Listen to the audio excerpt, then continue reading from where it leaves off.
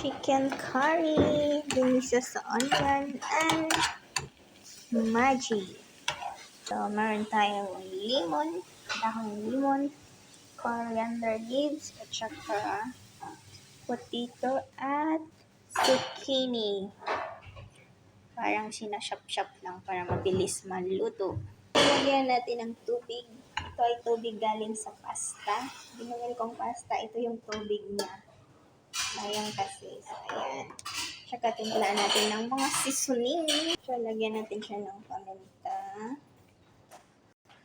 sugar, curry powder. Ayan. Damihan natin para masarap. So, wag na natin lagyan ng asin kasi yung sabaw ng pasta ay may asin na siya. Lagyan din natin ng konting ginger powder. Ayan. And then, yung ating 7 spices.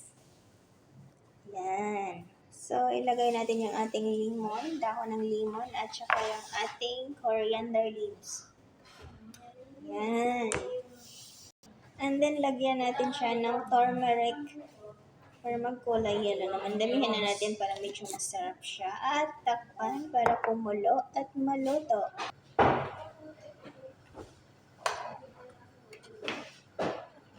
Pag kumulo na siya, ilagay na natin yung ating chop na zucchini at saka ang ating potato para lumabot ang ating sabaw. So, kumulo na siya, ilagay na natin ang ating chop, potato at zucchini para naman maging malapot yung ating sabaw. Ayan.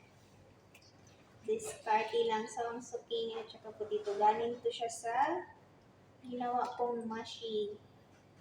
Hindi na kayo nakakaalam kung anong mashi yung potato na may rice sa loob.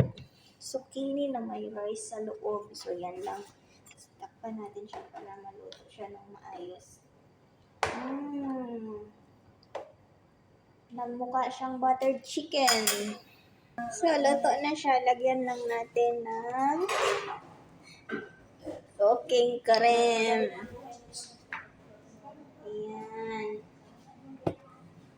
Pero luto na talaga siya, guys. Masarap siya.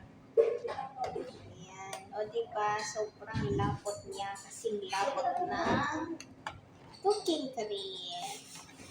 So, kulian lang natin isang bisis at saka tapos na. So, luto na siya. Tanggalin na natin sa apoy. Baka madurog pa ang ating manok.